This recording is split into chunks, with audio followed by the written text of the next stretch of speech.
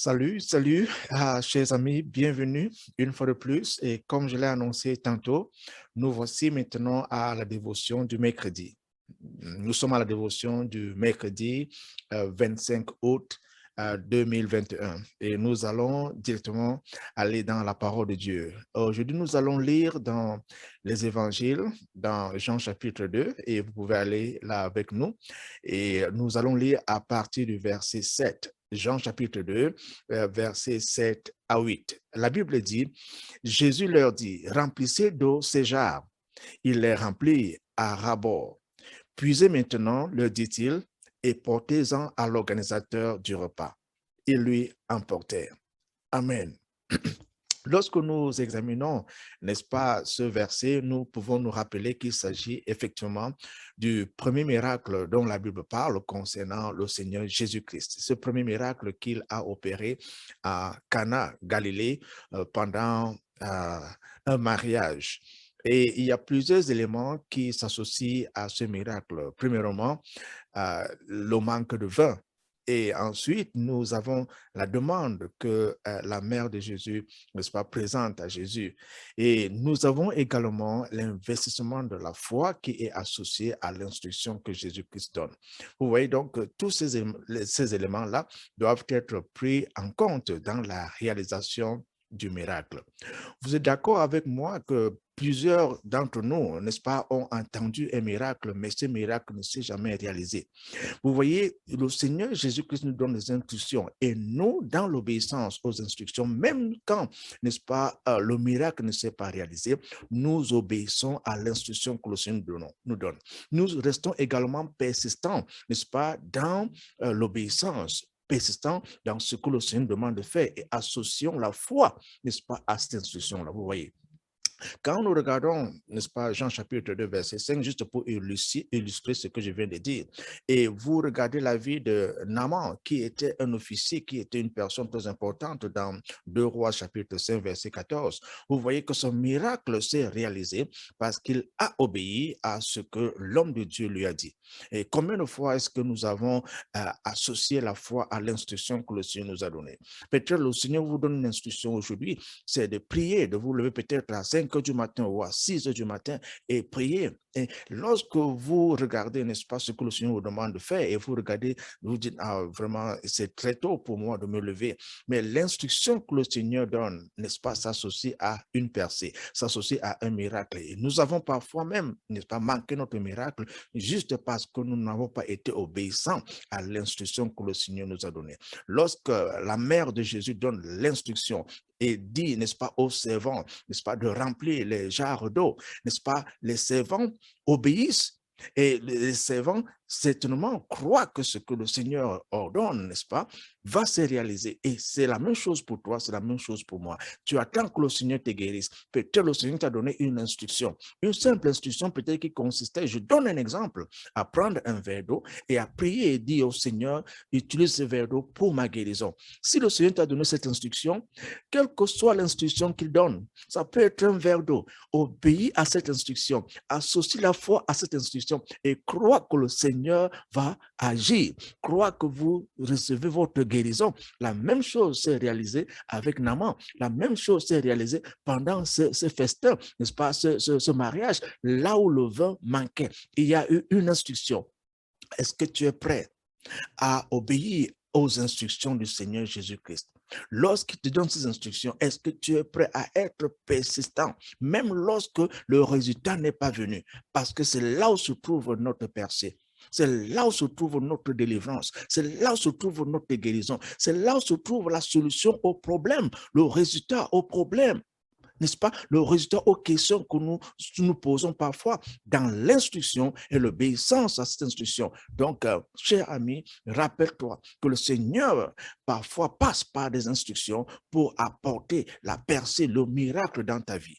Il suffit juste d'obéir aux instructions par la foi. Amen. Alors, nous disons merci au Seigneur pour cette parole. Merci au Seigneur pour sa révélation. Merci au Seigneur pour son amour. Merci au Seigneur pour sa grâce, car c'est par sa grâce que nous pouvons recevoir ces paroles, garder ces paroles et mettre ces paroles en pratique. Alors, si tu m'écoutes aujourd'hui, nous sommes en mercredi le 25 août et tu n'as jamais accepté Jésus-Christ dans ta vie comme ton Seigneur et Sauveur personnel, je t'invite à prendre cette décision aujourd'hui, à inviter Jésus dans ta vie. Et là où tu es, prie avec moi. Dis tout simplement, Seigneur Jésus, j'ai besoin de toi. Je t'ouvre la porte de mon cœur et je te reçois ce jour comme mon Seigneur et mon Sauveur personnel. Pardonne tous mes péchés et donne-moi la vie éternelle que tu promets. Et aujourd'hui, je crois que je suis né de nouveau. Je crois que je suis ton enfant. Et merci de me recevoir. Amen. Quand vous faites cette prière du fond de votre cœur, vous êtes né de nouveau. Et rien ne pourra vous séparer de l'amour que Dieu a pour vous en Jésus-Christ. Amen. Maintenant, je vais prier pour vous. Vous qui m'envoyez des sujets de prière, je vous rassure, je sais que le Seigneur répond à vos prières. Et peut-être le Seigneur t'a donné une instruction depuis que j'ai commencé à prier pour vous. Est-ce que tu as obéi? Est-ce que tu as associé la foi à l'instruction que le Seigneur t'a donnée? Si tel n'est pas le cas, prends cette décision et associe la foi à l'instruction que le Seigneur te donne par rapport à ta situation. Et le Seigneur est là. Le Seigneur agit, le Seigneur répond et ta percée est garantie à cause de la fidélité de Dieu. Je vais prier maintenant. Et là où tu es, associe-toi à ma prière et croyons ensemble que le Seigneur répond, le Seigneur agit. Que ce soit la maladie, Dieu guérit encore aujourd'hui. Que cette maladie quitte ton corps au nom de Jésus. Père, nous te disons merci. Car tu envoies ta parole dans le psaume 107, verset 20, et tu guéris.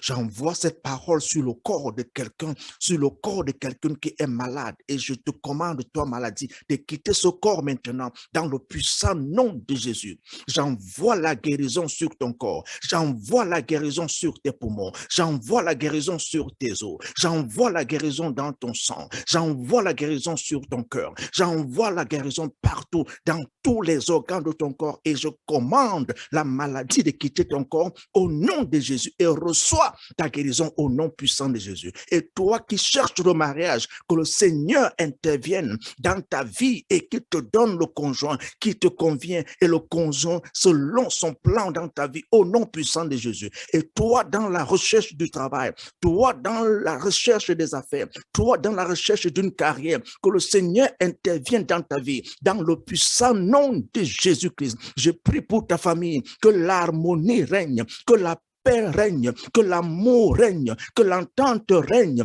dans le nom puissant de Jésus. Et vous qui demandez au Seigneur d'intervenir dans votre vie de mariage, que la paix règne dans ton mariage, dans le puissant nom de Jésus. Je prie pour ceux qui sont dans le ministère, que ton ministère grandisse, que le Saint-Esprit agisse davantage dans ton ministère, dans le puissant nom de Jésus. Et vous qui demandez que l'Éternel intervienne dans votre village, qu'il intervienne dans votre pays, qu'il intervienne dans votre communauté, que le Seigneur envoie même ses anges dans votre communauté, dans le puissant nom de Jésus. Je prie pour toi, jeune fille, je prie pour toi, jeune homme, que Dieu te guide, que Dieu intervienne dans ta vie, que Dieu intervienne dans tes affaires, que Dieu intervienne dans tes affaires, que le Saint-Esprit te guide chaque jour de ta vie, dans le puissant nom de Jésus. Je prie afin que tout ce qui ne marchait pas commence à marcher au nom puissant de Jésus. Si tu te décourageais, j'envoie la parole d'encouragement que le Seigneur n'a pas tourné son dos vers toi. Le Seigneur a ses yeux fixés sur toi. Le Seigneur a son regard fixé sur toi. Il ne te délaissera ni ne t'abandonnera. Dieu sait où tu es, Dieu sait ce dont tu as besoin et Dieu intervient en son temps. Quand Dieu intervient, un miracle se produit et je décrète et je déclare qu'un miracle se produit dans ta vie au nom puissant de Jésus. Et vous qui êtes sous l'emprise de l'ennemi, vous qui êtes sous l'emprise des forces des ténèbres, je déclare votre délivrance dans le puissant nom de Jésus. Que les chaînes qui vous ont tenu en captivité pendant des années, je les brise au nom de Jésus. Je les brise tous au nom de Jésus. Que le démon de la pauvreté quitte vos vies au nom de Jésus. Le démon de la maladie quitte vos corps au nom de Jésus. Le démon, n'est-ce pas, du retrait quitte vos vies au nom de Jésus. Tout ce qu'on a dit contre vous, je renverse cela et je déclare la faveur de Dieu. Dieu vous déclare saint. Dieu vous déclare saint. Il dit, vous êtes la tête et non la queue. Que cela se réalise dans vos vies, dans le puissant nom de Jésus. Et que le témoignage soit votre portion. Vous allez témoigner dans le puissant nom de Jésus. Amen. Voilà, chers amis, merci d'avoir été des nôtres et que le Seigneur te bénisse. Nous allons nous retrouver bientôt pour une autre session de notre dévotion. Que le Seigneur te bénisse.